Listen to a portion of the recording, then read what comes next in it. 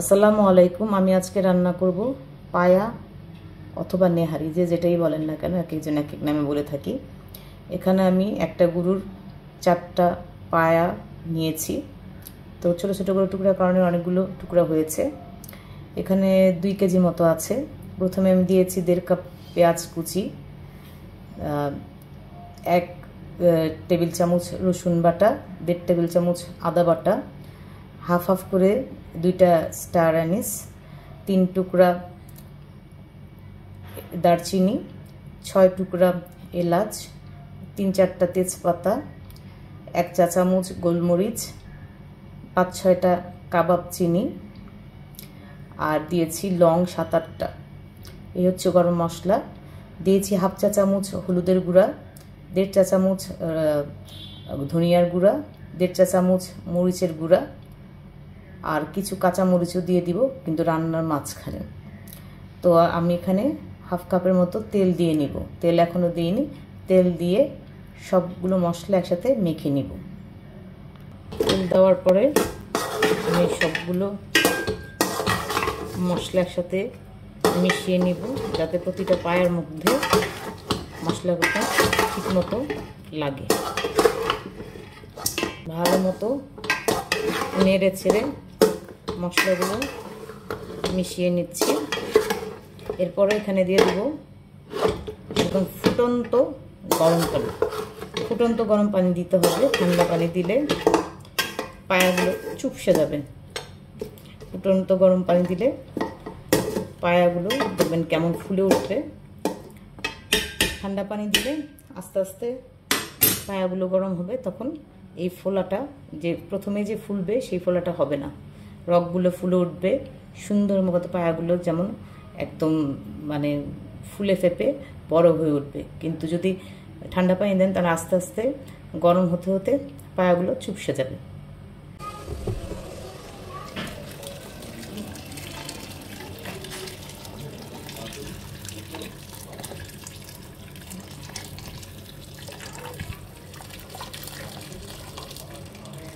দিয়ে দিলাম অনেকটুকু গরম পানি। পরে লাগলে আমরা আবারও অ্যাড করে নিব গরম পানি।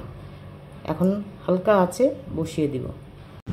প্রায় 2 ঘন্টা জাল করার পর আমি দেখতে আসলাম আমার পায়াগুলোকে। এখনও এগুলো খাওয়ার জন্য প্রিপেয়ার্ড হয়নি। তো প্রথম দিন আমি 3 ঘন্টার মতো জাল করে নিয়েছি। দেন আমি চুলা অফ করে রেখেছি। সকালে উঠে আবার 2 ঘন্টার মতো জাল করে নিয়েছিলাম। সন্ধ্যায় বাগার দেওয়ার আগে আমি আবারও হালকা আছে নেহারিটিকে 2 ঘন্টা বসিয়ে রেখেছিলাম চুলায়। আমি আসলে স্লো কুকে রান্না করতে পছন্দ করি নেহারি। এটা প্রেশার কুকারেও 1 ঘন্টা একদম হাই ফ্লেমে 1 ঘন্টা রান্না করলেও হয়ে যাবে গরুর পায়া।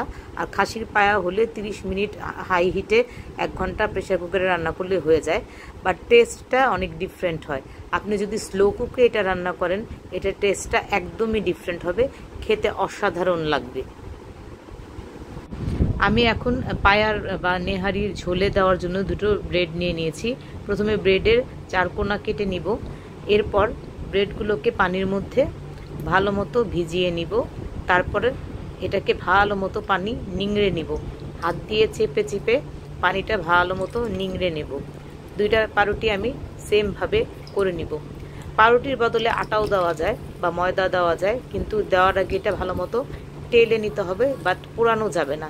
ভালো মতো ময়দা বা আটা টেলে নিয়ে দেন ওইটাকে পানির মধ্যে গুলে আস্তে আস্তে ঝোলের মধ্যে দিতে হবে।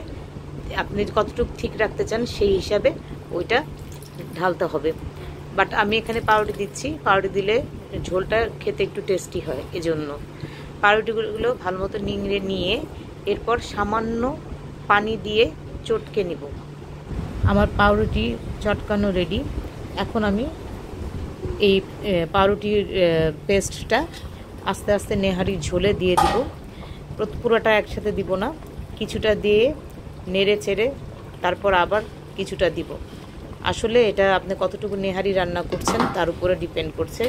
অনেক সময় দেখা যায় একটা পাউরুটিতে হয়ে যাবে, আবার অনেক সময় দেখা যায় দুটোই লাগবে, আবার অনেক সময় দেখা যাবে অনেক বেশি রান্না করলে 3টা বা 4টা পাউরুটিও লাগতে পারে। এর জন্য প্রথমেই সবগুলো দিবেন না, কারণ সবগুলো একসাথে দিলে অনেক সময় দলা পেকেও যায়। তাই অল্প অল্প করে দিয়ে ভালো মতো নেড়ে নেবেন। আমি ভালো মতো নাড়াচাড়া করে তারপরে ঢাকনা দিয়ে আরও 5 মিনিট লো হিটে চুলাতে বসিয়ে রাখবো। এরপর আমি একটা ননস্টিক প্যান নিয়ে নিব। এখানে সামান্য তেল দিব। আমি সব কিছুতেই সামান্য তেল ইউজ করি, বেশি তেল ইউজ করি না। এখানে দিয়ে দিব প্রায় হাফ কাপের মতো পেঁয়াজ কুচি। পেঁয়াজ কুচি গুলো একটু স্বচ্ছ হয়ে আসলে, আমি হাফ কাপ পেঁয়াজ কুচি কিছুক্ষণ ভেজে হালকা স্বচ্ছ হয়ে আসলে আমি এতে দিয়ে দিব রসুন কুচি। পেঁয়াজ স্বচ্ছ হয়ে আসছে, এখন দিয়ে দিলাম রসুন কুচি। এখানে 4-5 কোয়া রসুন আমি কুচি করে নিয়েছি, দিয়ে দিলাম রসুন কুচি। রসুন কুচি দেওয়ার পরে যখন পেঁয়াজ এবং রসুন একসাথে অনেকটাই স্বচ্ছ হয়ে আসবে, তখন আমি এতে দিয়ে দিব একদম মিহি করে কাটা আদা কুচি। আদা, রসুন এবং পেঁয়াজ কুচি যখন ফ্রাই হবে তখন অসাধারণ একটা স্মেল পুরা বাসায় ছড়িয়ে পড়বে। স্মেল তো আর দেখানো সম্ভব না, বাট আপনারা ফিল করার চেষ্টা করেন যে এই তিনটার কম্বিনেশনে কী ধরনের একটা স্মেল আসতে পারে। এরপরে যখন এই তিনটা আদা, রসুন কুচি এবং পেঁয়াজ কুচি যখন অনেকটাই ভাজা ভাজা হয়ে যাবে, তখন অ্যাড করে নিব আস্ত শুকনা মরিচ। শুকনা মরিচ অ্যাড করার পরে ফ্লেভারটা আরও দ্বিগুণ হয়ে যাবে। দ্বিগুণ হয়ে যাবে যখন মোটামুটি সব কিছু ভাজা হয়ে যাবে, তখন আমি নেহারির ঝোল এতে দিয়ে দিব। নেহারির ঝোল অ্যাড করার পরে একটু ভালো মতো নেড়ে দিতে হবে যাতে ঝোলটা নিচে লেগে না যায়। একটু ভালো মতো নেড়ে দিব। নেড়ে দেওয়ার পরে ঢাকনা দিয়ে দিব সাথে সাথে, তাহলে যে ফ্লেভারটা আদা, রসুন, পেঁয়াজ এবং মরিচ ভাজার যে ফ্লেভারটা সেটা এটার মধ্যে আটকে যাবে। এরপর আমি নেহারির পাতিলে ওই মিশ্রণটা যে বাগারটা দিয়েছিলাম সেটা অ্যাড করে কিছুক্ষণ জাল করে নিয়েছি। হয়ে গেছে আমার নেহারি রেডি। এখন আমি বাটিতে খাওয়ার জন্য নিয়েছি সামান্য আদা কুচি এবং ধনিয়া পাতা। দেখেন ঝোলটা কি সুন্দর ঠিক হয়েছে, খেতেও হয়েছে অসাধারণ মজা। আমি পাশের দোকান থেকে আনিয়ে নিয়েছি গরম গরম তন্দুর রুটি। ধন্যবাদ, সবাই ট্রাই করে দেখবেন।